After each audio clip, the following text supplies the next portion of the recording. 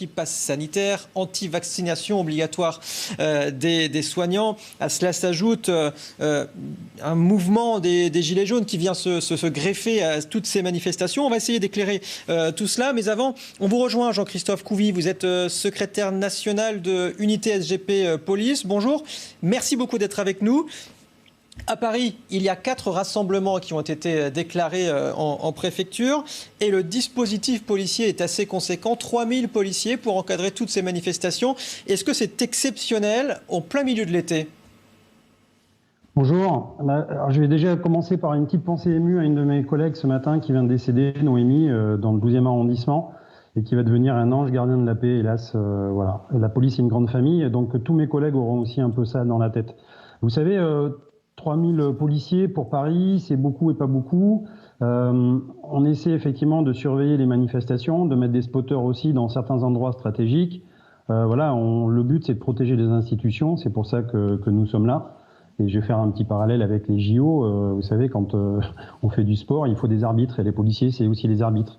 Donc nous, tout ce qu'on espère, c'est qu'il n'y aura pas de débordement, c'est qu'on ne touche pas aux arbitres et que quelque part, qu'on puisse voilà, utiliser son droit fondamental d'aller dans la rue et de manifester son mécontentement sans qu'il y ait de casse et sans surtout qu'il y ait de provocation et de récupération de certains gilets jaunes ou certaines personnes d'extrême gauche qui sont là pour radicaliser tout ça et partir un peu la baston.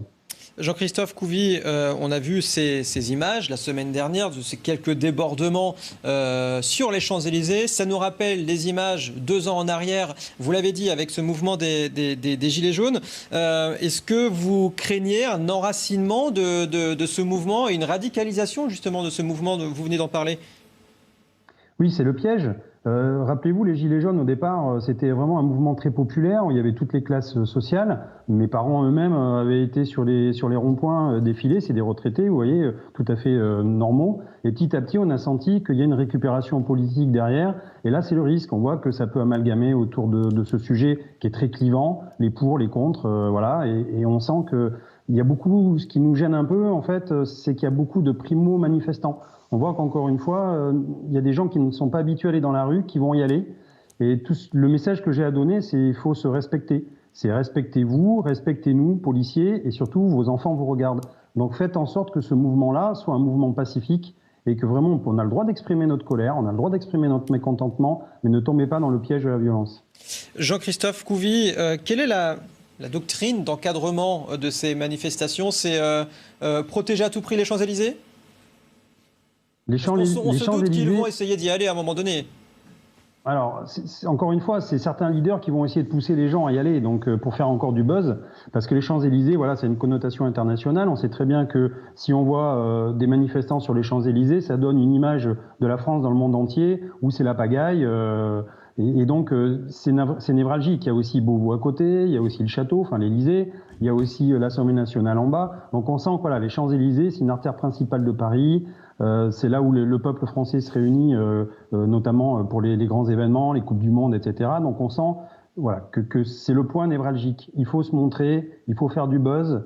Donc prendre les Champs-Élysées et aller peut-être même à l'Arc de Triomphe, ben voilà, ça serait un pari gagnant pour les agitateurs un petit peu qui veulent faire du buzz. Jean-Christophe Couvi, dernière question. Quel est l'état d'esprit des forces en présence, j'ai envie de dire, avec ce 3e samedi de mobilisation qui en appelle très probablement d'autres?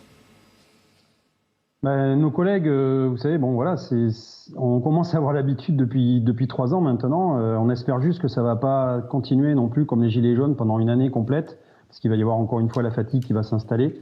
Nous, policiers, nous, ce qu'on veut, c'est que ça se passe bien. Donc nos collègues, justement, viennent au contact de la population pour les encadrer, pour que tout se passe bien. Et surtout, on peut entamer du dialogue, il n'y a aucun souci. Mais quand on dit, par exemple, qu'on ne doit pas passer, parce qu'on sait très bien que derrière, il peut y avoir des débordements, s'il vous plaît, je m'adresse vraiment aux manifestants, respectez ces policiers. Ils ne sont pas là pour vous embêter, ils sont juste là pour vous permettre, encore une fois, d'utiliser votre droit fondamental de manifester dans de bonnes conditions. Donc l'état d'esprit est bon de nos troupes. C'est juste que pour l'instant, il ne faut pas que ça s'éternalise non plus, parce qu'on va avoir les mêmes soucis qu'on a rencontrés avec les Gilets jaunes.